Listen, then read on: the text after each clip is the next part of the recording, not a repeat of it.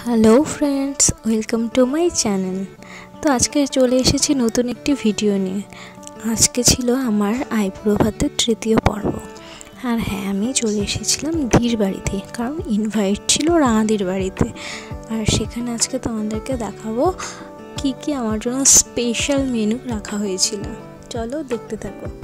এখানে 5 রকমের ভাজা ছিল, ফ্রাইড রাইস ছিল, 5 রকমের মিষ্টি ছিল, মাছ মাংস স্যালাড সব কিছুই ছিল। প্রত্যেকটা রান্নাই ভীষণ টেস্টি হয়েছিল।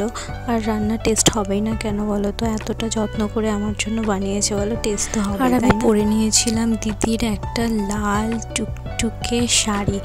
তো তোমরা অবশ্যই কমেন্ট করে জানিও এই শাড়িটা পরে আমাকে কেমন লাগছে দেখতে, কমেন্ট করতে ভুলো না কিন্তু। দিদি এখানে থালার 4-5টা গোলাপের পাপড়ি দিয়ে সুন্দর করে ডেকোরেশন করে দিচ্ছিল। উনি ভালো লাগছিল দেখতে, সাজানো গোছানো খুব সুন্দর।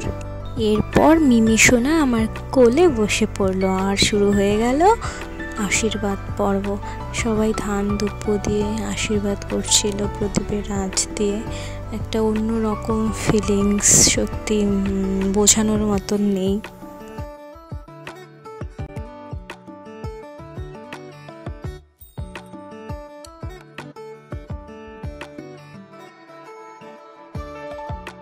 ব্যাগটা আমাকে আশীর্বাদে জয়াদি দিয়েছিল। ব্যাগটা ভীষণই সুন্দর, কালার কম্বিনেশনটাও ভীষণই সুন্দর ছিল, আমার ভীষণই পছন্দ হয়েছিল ব্যাগটা। তো এই যে আমি খুলে খুলে দেখছিলাম কিভাবে এটা কি লক করতে হয়, খুলতে হয়। আর তারপর দিও আমাকে একটু আশীর্বাদ করে নিল। আর ধান দুব্বতে আমার মাথা তো পুরো ভরে গেছিলো।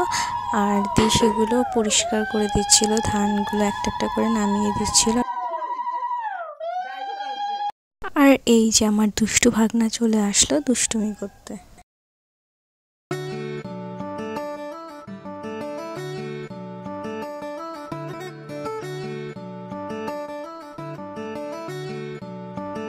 তারপর একটু এদের সঙ্গে ছবি তুলে নিলাম।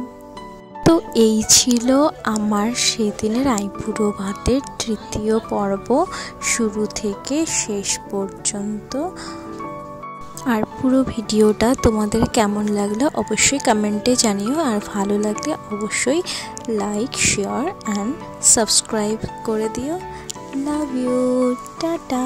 সবাই ভালো থেকো, সুস্থ থেকো।